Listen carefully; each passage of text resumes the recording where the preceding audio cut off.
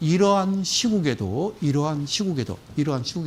기사 하나 더 볼게요. 자, 출처는요. 동아일보입니다. 자, 지난주에 강의 드렸던 기사를 다시 한번 이 한 컷, 그래서 다시 한번 말씀드릴게요. 자, 특례 상장 이야기를 하면서요. 두 친구라고 그랬죠. 한 친구는 황세운 연구원이 되겠고요. 또 한 분은, 자, 이분도 한 친구인가? 어쨌든 김대종 세종대 경영학부 교수입니다. 그래서 황세운 연구원과 우리 김대종 교수께서 뭐라고 그랬느냐? 특례상장, 즉 신성장 기업에 대해서 이 친구는 뭐라고 그랬냐면 기술 특례상장 기업들의 공모가가 어떻다, 지나치게 높게 책정됐다. 그러니까 뻥튀기인 거죠, 그죠? 그게 문제다. 그러면서 공모가를 그렇다고 낮추면 투자자 보호에는 도움이 되겠지만 그게 아니라 이렇게 지나치게 높게 책정되는 것 자체가 잘못된 거라니까요. 네? 그래서 이 친구 얘기가 투자자 보호에는 도움이 되겠지만 이 특례상장 기업 입장에서는 이 돈 좀 그죠? 개인 투자자한테 자금을 좀 받아서 그렇죠. 회사를 잘 운영해서 정말 우리나라의 선진국의 이바지되는 아주 훌륭한 기업이 될까? 그런 기업은 하나도 없다라고 말씀드렸어요.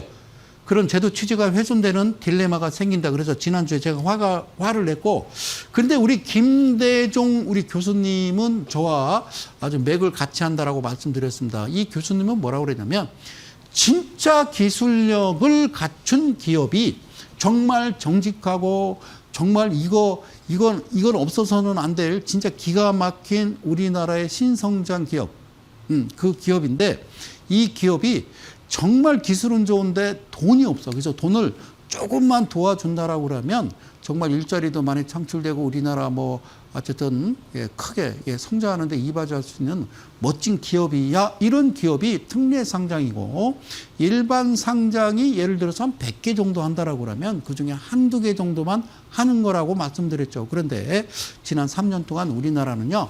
그냥 다 신성장 특례 상장 기업이었다고 말씀을 드립니다. 그래서 이 기업이 상장할 수 있도록 그러니까 진짜 기술력을 가진 진실되고 정직하고 공정하고 상식에 맞는 그런 회사가 상장할 수 있도록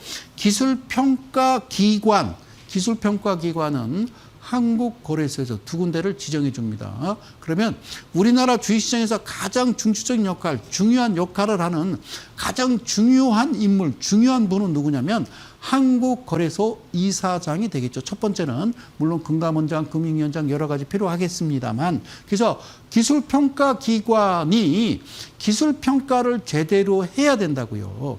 브로노이라고 하는 종목이 있습니다. 브로노이라고 제가 그것도 특례상장 그것도 한 3주 전에 강의를 드렸는데 그 회사는 그 한국거래소에서 지정해준 기술평가 기관 자체도 이 회사는 상장하면 안 됩니다라고 했어요. 그런데 우리나라 1호로 특례상장에 또 특례상장으로 1호 기업이었죠. 매출액은 한 푼도 없는데 시가총액이 무려 1조 한 7천억 막 되고요. 코스닥 종목의 브로노이 여러분들 순위를 보십시오. 20위 안에 들어있습니다. 이게 말이 됩니까? 그래서 이 교수가 얘기하는 거는 기술평가 기관이나 상장 주관사가 더 엄격하게 심사해서 상장을 추진해야 된다. 고른 기업들이 일단 상장했다 하더라도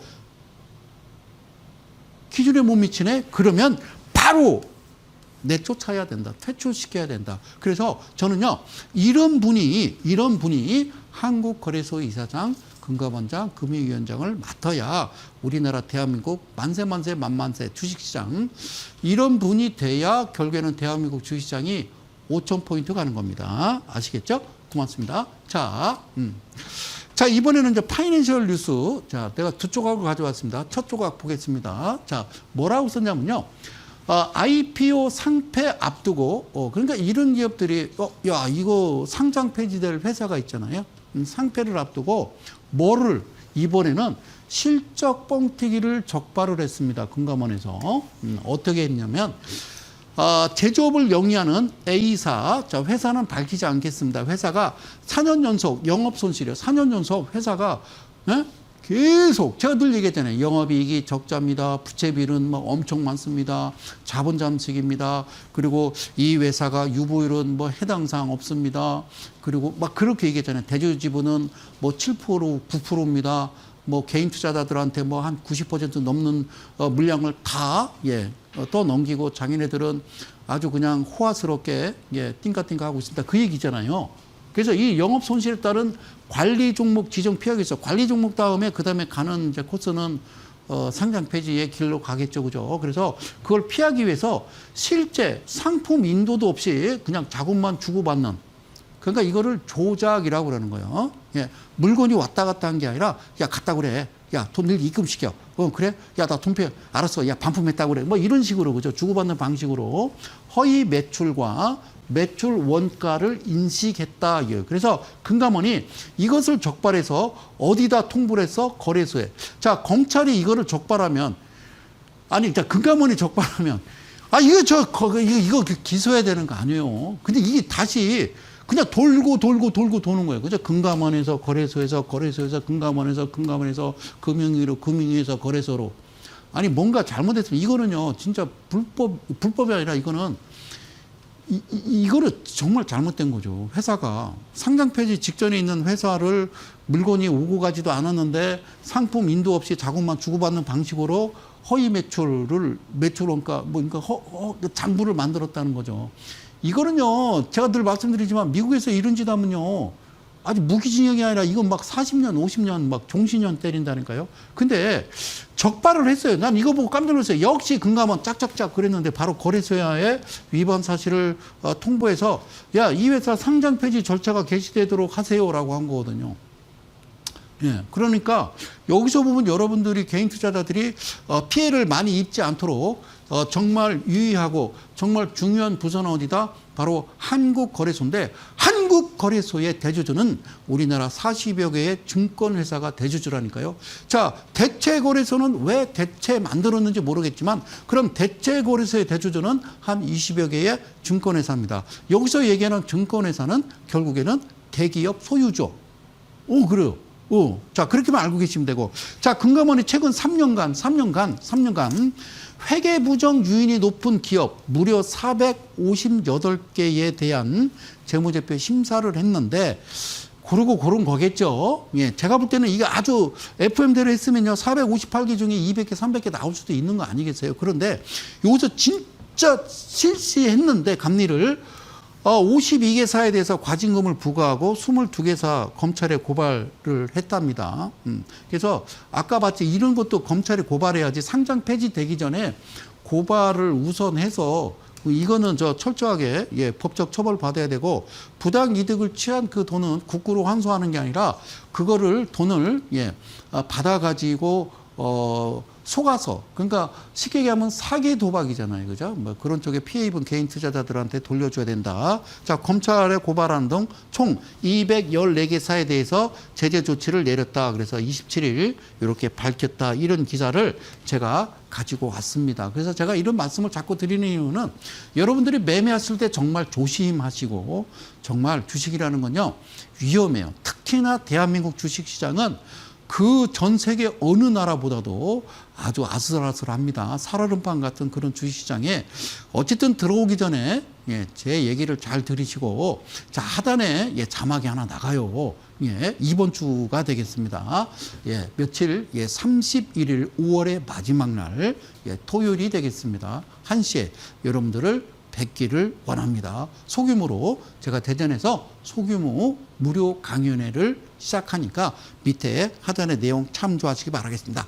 자, 두 번째 내용 뭐라고 되어 있냐면요. 자, 이어갑니다. 투컷이라고 그랬습니다. 금감원은 특히 회계부정 유인이 높은 IPO 예정 기업을 심사 감리 대상으로 정해서, 그러니까 신규 상장 종목에 대한 심사와 감리 대상으로 선정해서 회계 분식으로, 그러니까 이게 이중장부 쓴다라는 거죠. 그죠?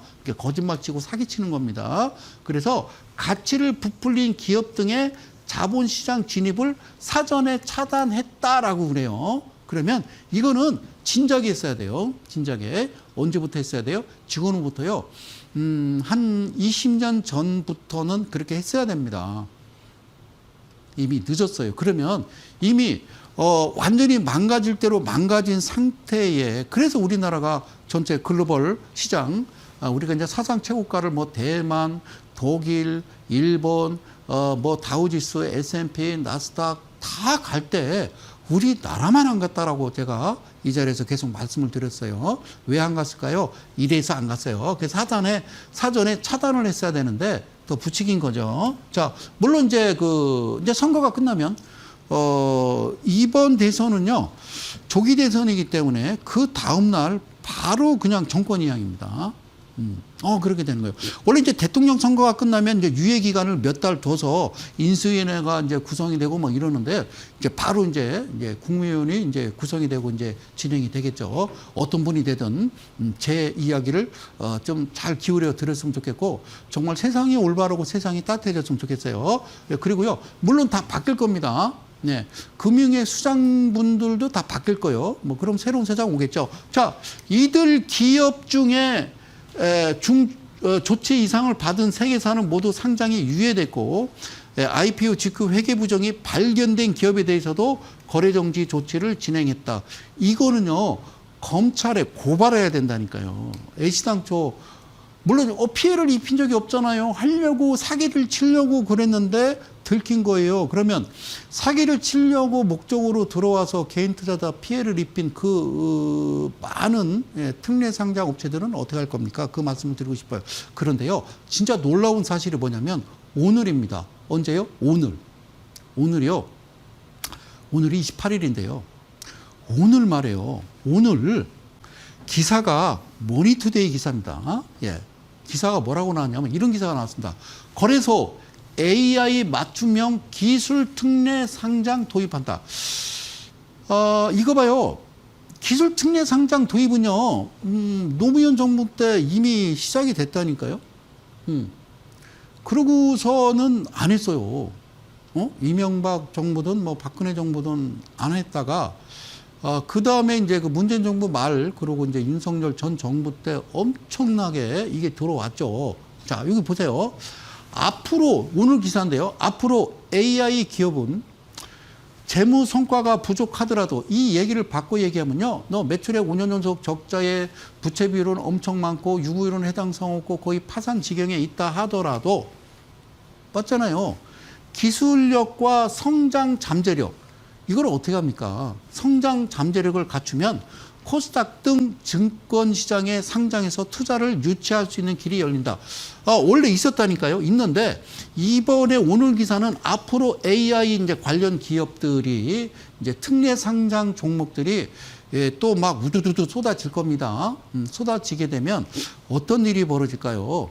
어떤 일이 벌어질까요? 이 자리에서 제가 하나하나 짚어서 여러분들께 낱낱이 공개할 겁니다. 그러나 저는요, 정말 바로 우리 정은보라고 하는 우리 한국거래소 이사장님, 이제 그만하셨으면 좋겠어요. 자, 아무리요, 기술력이 있고 성장 잠재력이 있더라도 철저한 검증을 거치고요. 그리고, 저는요, 그냥 두세요.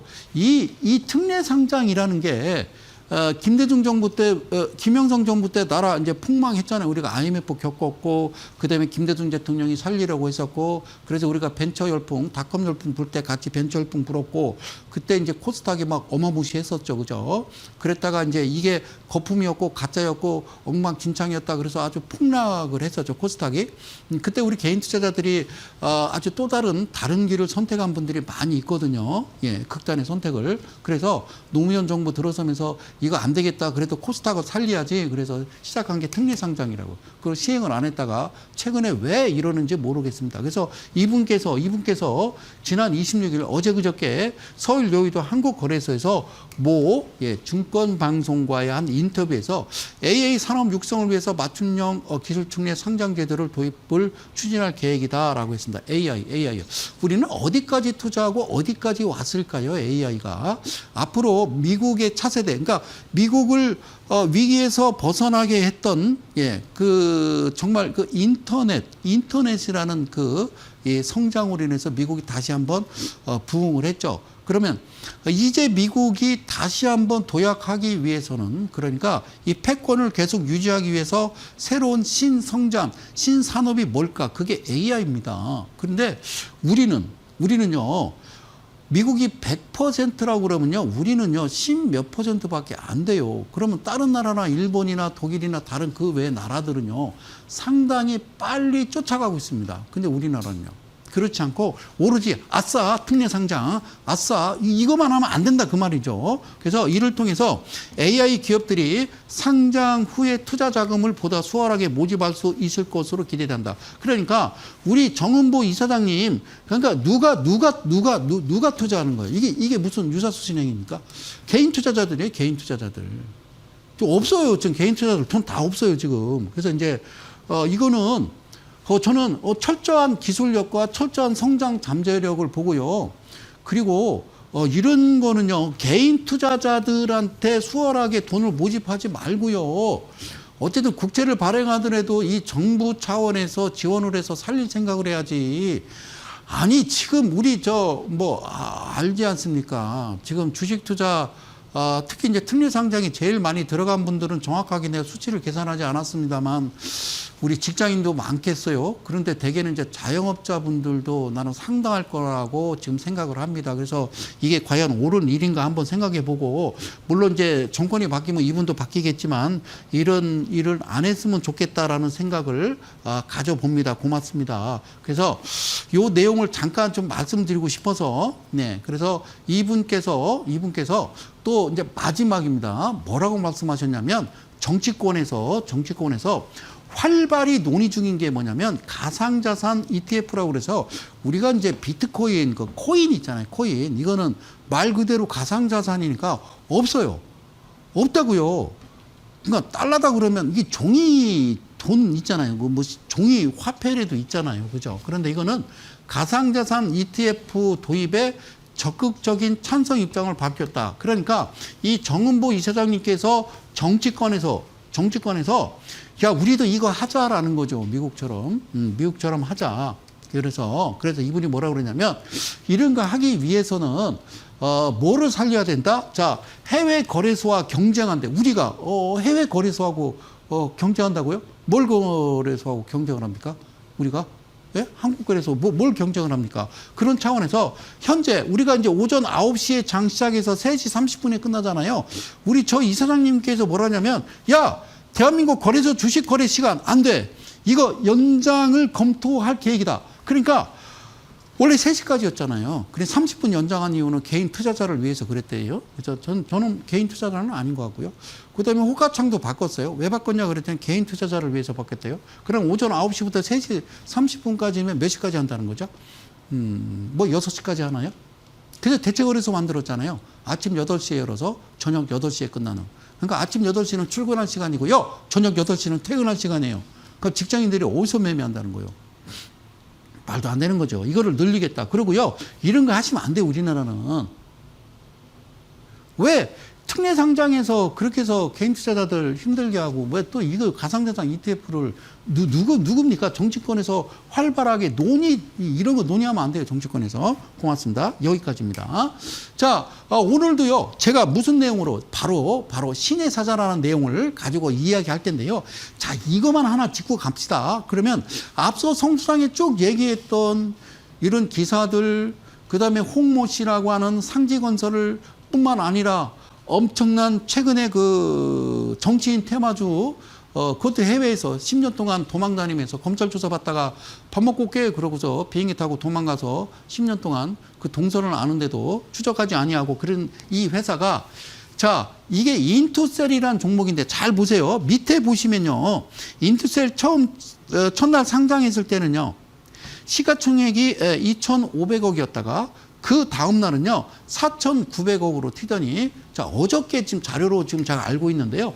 이 인투셀이라는 종목은요 코스닥 신성장 기업. 그러니까 신성장 기업은 특례 상장 기업을 이야기하는 거예요. 그래서 보니까 6,300억이에요. 6,300억.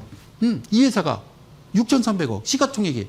그래서 가끔 방송에서 보면 자 어쨌든 간에 이 종목이요 시가총액 1,000억은 넘어야 됩니다. 시가총액이 600억 이하가 되면요 그런 종목은요 방송에서 제시해서는 안 되고요. 그게 아니라 뭘 봐라 재무제표 보는 거라니까. 다시 한번 자 재무제표 보는 거예요. 재무제표 보고 매매를 하는 거예요. 자, 그러면, 자, 인투셀이라는 종목. 지금까지 수학님이 계속 기사를 가져다가 지금 말씀을 하신 그 내용이 뭡니까? 그러면 이 회사가 뭐 하는 회사입니까? 예, 인투셀은요, ADC라고 해서 항체 약물 접합제. 그래서 플랫폼 업체로 2025년 5월 23일 코스닥 시장에 신규 상장했는데 그 날이 언제냐면요. 오늘이 수요일이잖아요. 23일 금요일이잖아요. 그러니까 언제였어요? 예, 지난주 금요일 날 상장했습니다. 자, 물론 상장이 월요일 날 할 수도 있고 화요일 날 할 수도 있고 수요일 날 할 수도 있는데 특히나 금요일 날 상장하는 거 참 재밌어요. 자, 그러면 이 회사가 첫날 상장 첫날 재무제표 봤더니 대주주 지분은 써 있지도 않더라. 예, 써 있지도 않고 여기 보시면 아시겠지만 이 회사는 앞으로 잠재 성장력 그다음에 기술력이 뛰어나요. 그래서 이 회사가 5년 연속 적자더라도 괜찮고요. 부채 비율이 8,600% 막 이렇더라도요. 문제 없어요. 그리고 유보율은 해당 사항 없고 여러분 이 회사가 부채 비율이 8,600%의 유보율이 해당 사항이 없다라는 건 파산이라니까요. 예. 그리고 더 중요한 거는 제가 이야기하는 BPS라고 하는 BPS는 뭐예요? 청산가치라고 하는 그 자체를 쓰지를 않았어요. 쓰지를 않고 야 상장해버려 그래갖고 지금 시가총액 6천억 그래갖고 야 5만 300원 이러면 이거 들어간다니까 개인 투자자들이 5만 원? 야 이거 목표가 7만 원 막 이러면 그러면 재무제표 상장 첫날 보니까 뭐라고 안 써 있어. 그러면 성수장이 얘기했던 대로 야 BPS 보고 이게 지금 정산 가치가 지금 청산 가치가 얼마 되는지 확인하고 하려고 했는데 안 써 있어. 네, 그래서 이제 샀어. 오케이. 아우 늦었지만 5만 원에 샀어. 그랬더니 그 다음날 재무제표가 둘째 날 어떻게 나오냐면 최근에 이렇게 나옵니다. 자, 우리 대주 지분이 25%예요. 여러분 어떻게 25%가 됩니까? 신규 상장 종목에? 그러면 75%는 어디 갔어요? 자, 그리고요. 이건 이제 아까 보여드렸던 거 똑같습니다. 예, 똑같아요. 그리고 가장 중요한 건요. 여기입니다. 자, 여기 뭐라고 쓰냐면 560원. 이 회사의 청산 가치는 566원짜리를 여러분들은 얼마에 매매하신다고요? 5만 원? 여러분, 500원짜리가 10배면 5,000원이에요. 5,000원. 그럼 5만 원이라는 거는 100배 아닙니까? 100배. 그러니까 이 자체가 저는 물론 이게 합법이니까 손수상 왜 자꾸 뭐라고 그래. 뭐라고 안 해요. 그 대신 나는 안 한다니까요. 여러분들한테 물론 이 방송을 시청하시는 나름대로의 제 그 팬들이 많이 있습니다. 근데 그분께 말씀드리고 싶은 거는 500원짜리를 5만 원에 사실 일은 없다라는 거예요. 그러니까 이 회사가 승승장구 계속, 자, 5년 연속 적자 회사에 막 부채비를 연락이 많고 이런데 이 회사가 계속 가서 막 10만 원, 20만 원, 막 200만 원, 100만 원 찍고 막 황제주에 등극하고 그럴 일은 없다라는 이야기를 저는 여러분들께 꼭 말씀을 드리는 겁니다.